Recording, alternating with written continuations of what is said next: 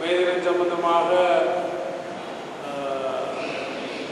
கிட்டத்தட்ட ஒரு 6153 பேரை இபிடிபியினுடைய ஏற்பாட்டால் கொழும்புக்கு அழைச்சி கொண்டு போகப்பட்டது. அப்போ பல விமர்சனங்கள்,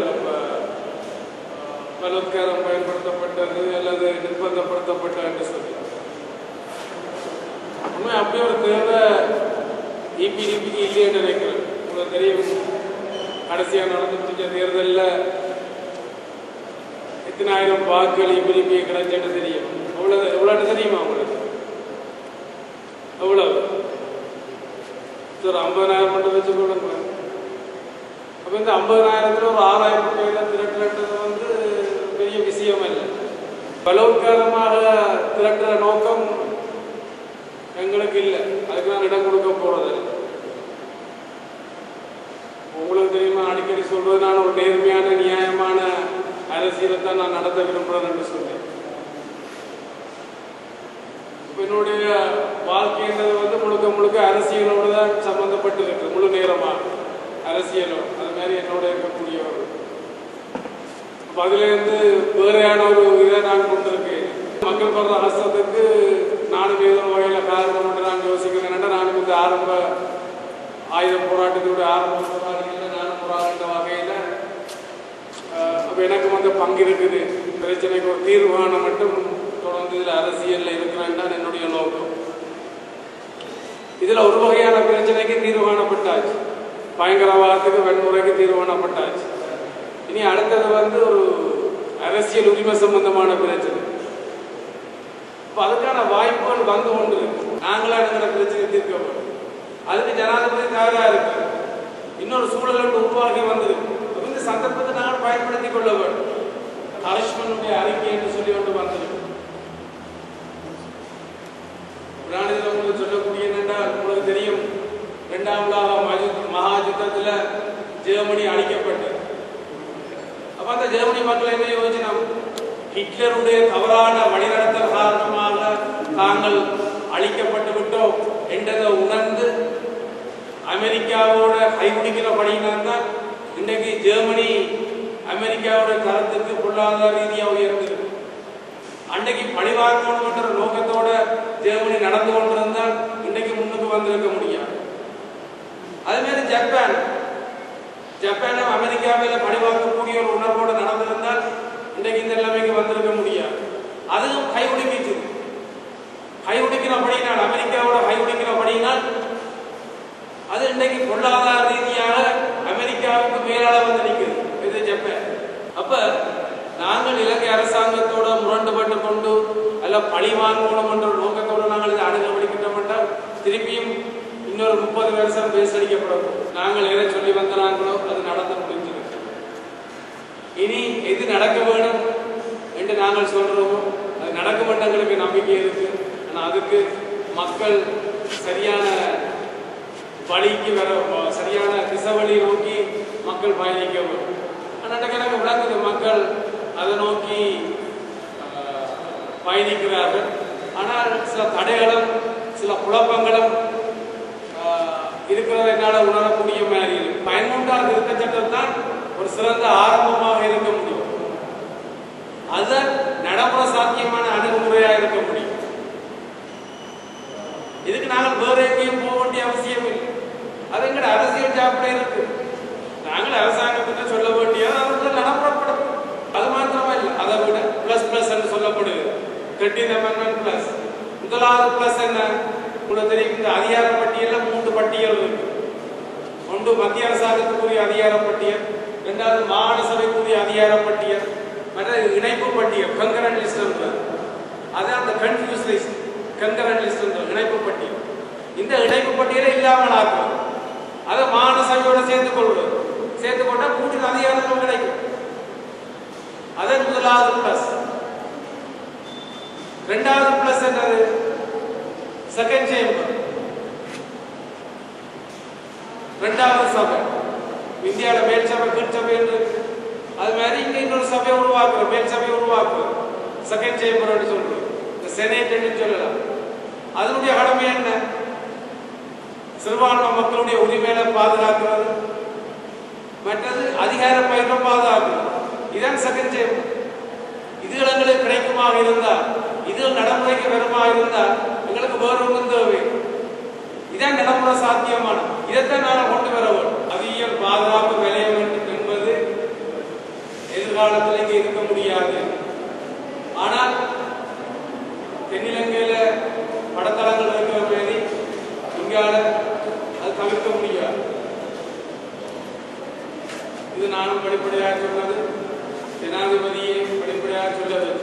அதிக பாதுகாப்பு வலயம் என்று சொல்லப்பட்ட இடத்துல கிட்டத்தட்ட 9 இடங்கள், கீரிமலை, கொள்ளங்கண்டி, மாவட்டபுரம் தெற்கு, தந்தை செல்வாபுரம், தெளிப்படல், பழைய வீமன்காமம் வடக்கு, பழைய வீமன்காமம் தெற்கு, வர்த்தக விழா என்று சொல்லி 9 இடங்கள் விடுபடுகிறது. அதுல 3 இடங்கள்ல நம்ம கொஞ்சம் இடம் விடப்பட வேண்டியிருக்கு, மற்றெல்லாம் முழுமையாக விடுபடுகிறது. எந்த அளவு ஒரு சுமூகமான நிலைமையை நாங்கள் விரைவில் உருவாக்குறோமோ அந்த அளவு நாங்கள் பல விடயங்களை சாதிக்கலாம். ஜனாதிபதி மஹிந்த ராஜபக்சவோட இலங்கை அரசாங்கத்தோடு நாங்கள் கைகுலுக்கினால்தான் நாங்கள் விரைவில் எங்களுடைய அழிவுகளிலிருந்து மீள்கிறதும் நாங்கள் முன்னோக்கியும் போகலாம். நான் யாழ் மாவட்டத்தில் அல்லது எங்கேயும் நான் சொல்றது, பக்கத்து படத்தளபதிகள், கட்டட தளபதிகள், ஆர்மி, நேவி, போலீஸ் எல்லாருக்கும் சொல்றது, இபிடிபியினுடைய பேரை 6வது துப்பியோகம் செய்தார். அது இபிடிபி உறுப்பினர்களாக இருக்கலாம், இபிடிபிக்கு வெளியாளர் இருக்கலாம், ஆதரவாளர்களாக இருக்கலாம். 6வது துப்பியோகம் செய்தார். சட்டவிரோதத்துக்கு பயன்படுத்தினார், ஜனநாயக விரோதமாக பயன்படுத்தினார். உடனடியாக நடவடிக்கை எடுக்க சொல்லியிருக்கிறார். கஸ்தூரியா கடத்தூர் மாநகர சபையினுடைய ஆளுங்கட்சி எதிர்கட்சி எல்லாம் சேர்ந்துதான் அது ஏற்றுக்கொண்டு அவையில் எது சொல்லப்பட்டதோ அதான் நடைமுறைக்கும் வந்திருக்கு. என்னென்னா அது கிட்டத்தட்ட 285 மில்லியன் முடியுது, அதை கட்டி முடிக்கிறது. மாநகர சபை காசு, ஆனால் மாநகர சபை கடன் வாங்குறோம். 285 மில்லியனுக்கு கடன் வாங்கினால் அந்த கடனை எவ்வளவு ஆழத்தில் கட்ட, எவ்வளவு ஆழத்தில் 10-15 வருஷத்தில் இடையில காசு கட்டாட்டால் அது உடனே இந்த வங்கி அதை பறிமுதல் செய்து. மாநகர சபை என்ன செய்யலாம்? ஏன்னா அது சரி, அப்படி கடனை கட்டி இப்போ வாடகை கொடுத்தாலே அது காவாசியும் காணாது, கடன் கட்டுறது. மாநகர சபை என்ன யோசிச்சது? தனியார்கிட்ட பொறுப்பு கொடுத்து அதை கட்டித்தரச்சு, தனியார்கிட்ட பொறுப்பு அதை கட்டி கொடுக்குறோம். மாநகர சபை அது வாடகைக்கு விடும்.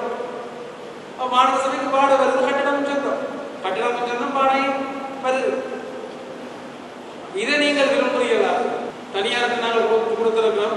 அவர் கடை ஆக்கிட்ட போட்டு ஒரு டிமாண்ட் இருக்குது, பேரம் பேசி அதை கட்டுங்க. அது சட்டவிரோதம் இல்லை. இதான் எல்லா இடமும் நடக்குது.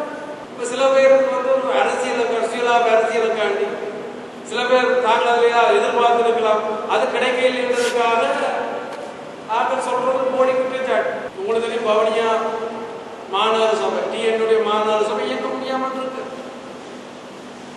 கலைஞ இயக்கு குறைபாடுகள் தான் நீங்கள் சுட்டி காட்டுங்க, சுட்டி கொள்வோம். ஒரு கட்டத்தில் எந்த நேரமும் எதுவும் நடக்கலாம் என்ற நிலைமை இருந்தது.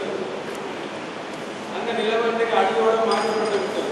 அந்த நிலைமையை இந்த அரசாங்கம் அல்ல, ஜனாதிபதி மஹிந்த ராஜபக்ச அவர்களுடைய தலைமையிலான அரசாங்கம் அதுக்கு அதை ஏற்படுத்தி இருக்கு. இதுக்கு ஒரு தரப்புல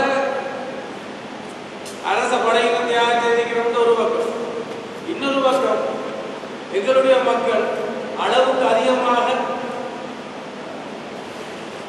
தியாகங்கள் செய்திருக்கிறது. சொத்துழப்புகள், உயிரிழப்புகள், இடம்பெயர்வுகள், மன அலைச்சல், இதற்கெல்லாம் சம்பந்தப்பட்டு அதற்கெல்லாம் முடிவு காணும் போவாக இந்த ஒரு நிரந்தரமான ஒரு சமாதானம் ஏற்படுத்தப்பட்டிருக்கு.